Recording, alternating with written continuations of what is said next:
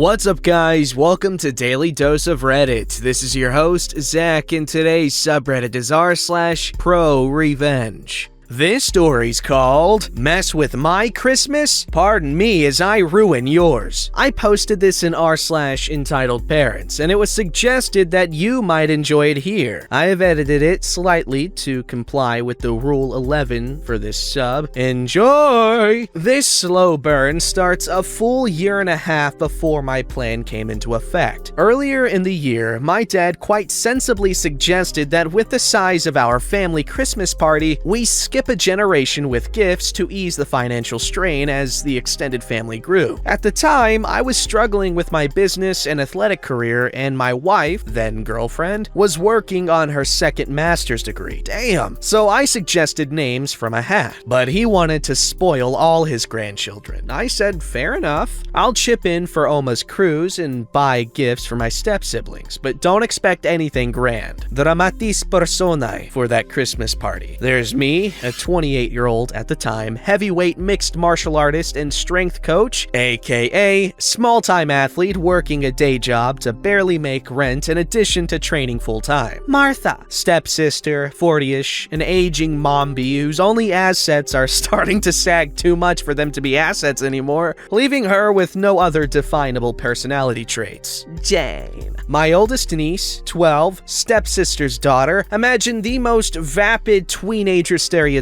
you can imagine and multiply it by 1,000. Tim, my oldest nephew, 9, stepsister's son, living proof that you're never too young to be a butthole. Robert, stepbrother, 36, formerly cool dude who gave up on life when his kids were born. Years later would gain back enough willpower and gumption to physically assault his wife. Yikes. Tammy, 6, bro's daughter, sweet and shy girl, terrified by my mere presence. The wisest of the bunch, in my honest opinion.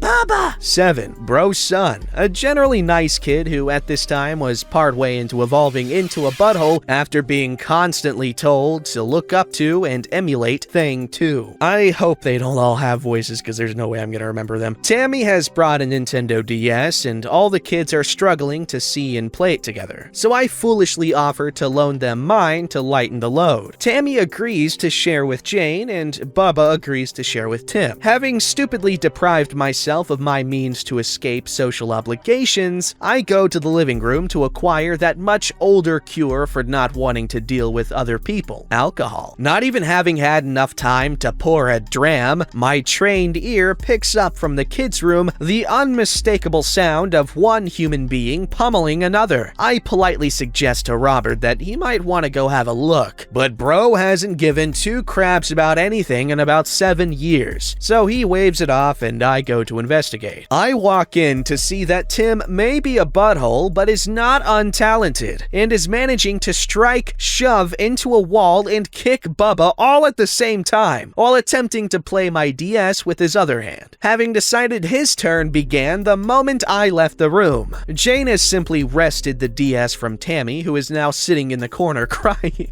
Oh my god. I shout for Martha, informing her that if she doesn't get in here to break things up before I count to 10, I would have a stern conversation with them. She turns up and separates the kids, and I retrieve my DS. Instead of giving Tim a lesson on not sharing and not hitting people, she proceeds to berate Bubba, the kid who was beaten, for simply giving up the DS to her little piece of crap and making her son look bad. Jane simply lets out a tween-age sigh for the ages and tosses the other DS into the crying Tammy. I then excuse myself from the party, thanking whatever gods may be that I don't have to provide gifts for any of those little craps. 6 months later, my firm belief in atheism is confirmed, as bro calls me and this conversation ensues. Hey OP, while I really appreciated the gifts last year, you should really get something for the kids this year instead. Christmas is all about the children after all. all. No, I turn up to chat with you and Dad and Oma. I really don't give two craps about the kids. That's a mean thing to say about my kids. Don't you care about them? You cared so much about them that at the last party, you couldn't be bothered to break up a fight where your son was being beaten bloody. Tim is a good kid. Martha said he just had a bad day. He was literally beating your child. You didn't put pics on social media for a week because of the bruises. If Tim were an adult and had that kind of a bad day, I'd have a stern conversation with him and convince him peacefully to lay on the floor until the police arrived. Well, stepsis and I were talking, and we think you should buy stuff for the kids next year instead of us. Well, I'm happy not to buy you anything, but I'm not getting crap for Martha's little craps, especially when she encourages that kind of behavior. Well, if you aren't gonna get something for all the kids, you shouldn't get anything at all. It's not right if you don't treat them equally. Done. Now, I'm sure they wish it has been this simple, but unfortunately, it wasn't. And I certainly wouldn't have written such a long-winded story if that were the payoff. Thanks for bearing with me so far. We're almost at the end. A few months later, about 2 weeks before Christmas, I get an email from my dad with links to various toys, mostly from Toys R Us, which still existed at the time. When I call him back to ask what that's all about, this conversation ensues. Hey, what's up? I got your email. Well, what's that all about? Those gifts are for the kids for Christmas. That's cool if you're getting them that. I'll see them when the kids open them. No, that's for you to get them. I don't buy for that generation, remember? And I already sent you my contribution to Oma's cruise. You need to get stuff for the kids. Don't you want them to look up to you as an uncle? Not really. Also, what part of my life suggests to you that they ought to look up to me as any sort of role model? You'd be better off telling them to grow up to be rock stars. Not the point. Christmas is about the children. If you don't get them this stuff, I won't put your name on the card for Oma. That's a crappy thing to do, considering I already paid into that. Will you get the stuff or not? Well, guess my name isn't going onto the card then. This will cost me more than a month's rent, so you can take this list and grease it up real nice. Calm your jets. This is what they want. I'll get them a token something, but I'm not taking out a loan. Fine, just make it something they enjoy. If what I get doesn't put a giant smile on each and every one of their faces, I'll buy you dinner at a steakhouse of your choosing. That's the spirit. Talk to you later. So, Christmas rolls around, and my wife and I have bought not just one, but 4 gifts for each of the little ones, and wrapped them all beautifully. My dad correctly assumes it's all probably from the dollar store, but it's nicely wrapped, and he gives me a look of approval as I place it under the tree. My wife and I schmooze for a bit, then suggest that since we brought several gifts for each of the kids, why don't they open one each before dinner so they have something to do while they wait? Their parents, of course, agree, as it gives them more of a reason to ignore their kids and talk about them instead. So they send us off to hand out gifts to their kids. Martha is looking especially smug. As they begin to unwrap them, I prepare the camera as my wife goes for our coats. I stick around just long enough to immortalize on film the big poo-eating grin on each of the kids' faces as they see what their gift is. Less than 1 minute later, the first blast from the air horn, Tim's gift, can be heard in the hallway clearly by my wife and I as we make our way to the elevator. I have no idea how much of the bulk pack of Silly String, Tammy's gift, or the 36 rainbow pack of off-brand Sharpies, Bubba's gift, ended up on the walls, but I do know they repainted the place next month. Whether or not the pile of slap-on bracelets we got for Jane ended up on the wrists and legs of the parents, as they tried to contain the other 3, will be left to the imagination. But I like to think they all ended up in the height of 80s fashion before Boxing Day. I may never know if they opened the rest of their presents. Everyone got a copy of each other's gifts, you know, for fairness, plus a bunch of gross and mildly inappropriate temporary tattoos. In the confusion, none of them noticed either me or my wife leaving. I'm certain at some point they did notice the pretty gold envelope addressed to the parents on the tree. Inside was a very pretty card, blank but for the following note. This was a warning shot from the top of my head. I've got a whole year to get creative for next time. Merry Christmas, everyone. I never bought anyone steak dinner. However, I enjoyed several more Christmases with my Oma and Dad until they passed, and I stopped seeing that side of the family at all. No mention of this incident or gifts for the kids gift was ever made again. Edit. Thanks so much for the awards, everyone, especially for my first gold. But remember, your local food bank and its recipients need more help more than my post needs icons behind it. So if you enjoyed my festive tale of revenge, you'll put a much bigger grin on my face by helping out those in need than sending money to Reddit. What a very sweet message at the end, and that is some amazing revenge you got. Oh, thank you for sharing, and I love a good Christmas story. It is a very happy thing to read. And I'm pretty sure this will be released on Christmas Eve. So, Merry Christmas, everyone, and Happy Holidays, and Good New Year.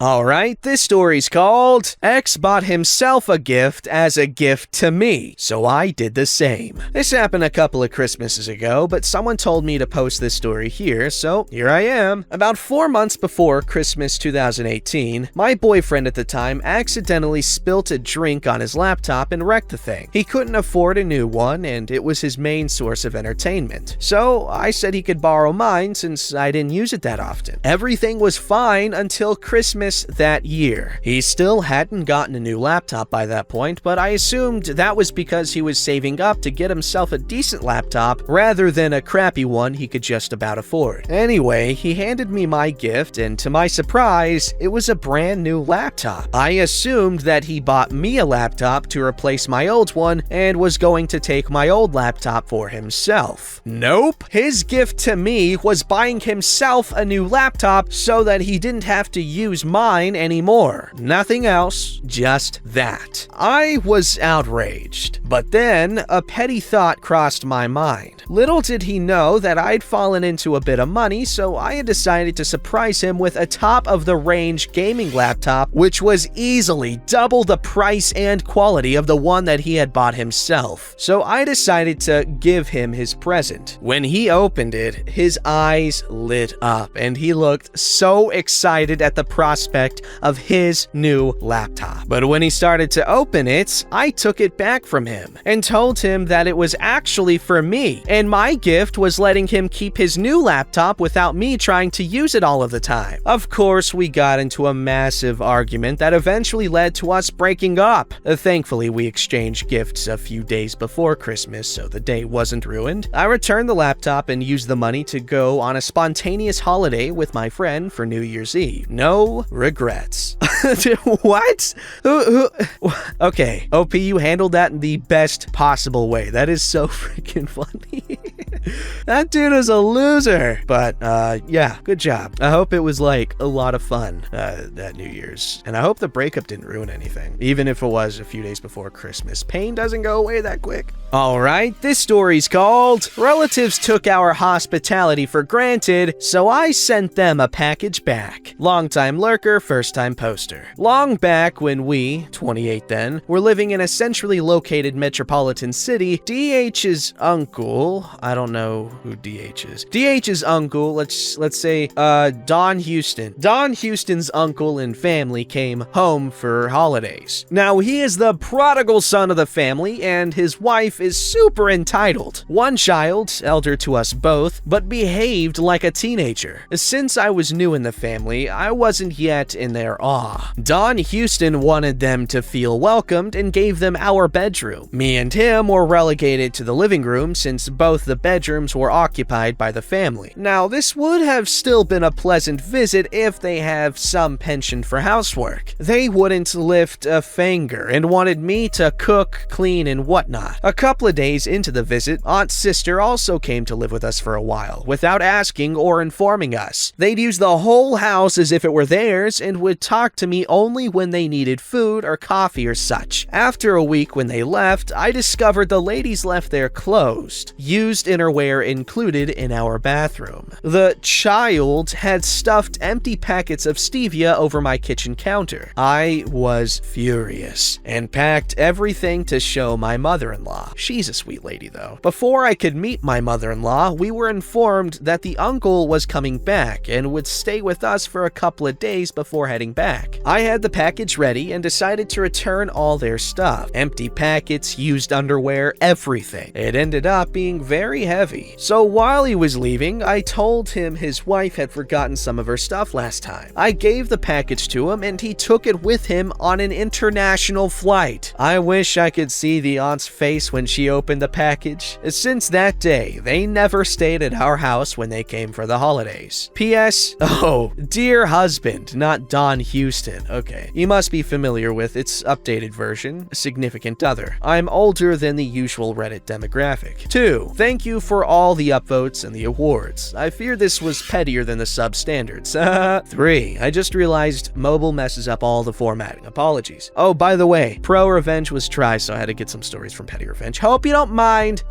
This story is something that I can imagine being very frustrating. Who does that at other people's houses? Yikes. Alright, this story's called Coworker's Christmas Present Revenge. I am not the owner of this story, it is my little sister's from this week. Hello! I interned for a very liberal representative in the house. Not the really cool ones, but she's up there. In our state, our other representatives are more on the conservative side, but there's this one intern that has completely opposite viewpoints. Think MAGA enthusiast. But he only shows his true colors out of the office, so we never have proof. Oh god. Now this year, we are all doing Secret Gifter. Secret Santa, but inclusive and completely anonymous. So I know this guy's girlfriend. She's super sweet and works for one of the squad, and I have gotten him the perfect gift. And this man's gift basket is a $5 4-pack of chick flick movies, a blanket, a cheap bottle of wine, face masks, and bath bombs, re-gifted unopened, popcorn, and a night off from work, asked the boss. He was complaining to the boys last week that my girlfriend wants a lame evening with me. I never get that crap because I don't want to get the gay. Exact quote. Merry Christmas, jackass.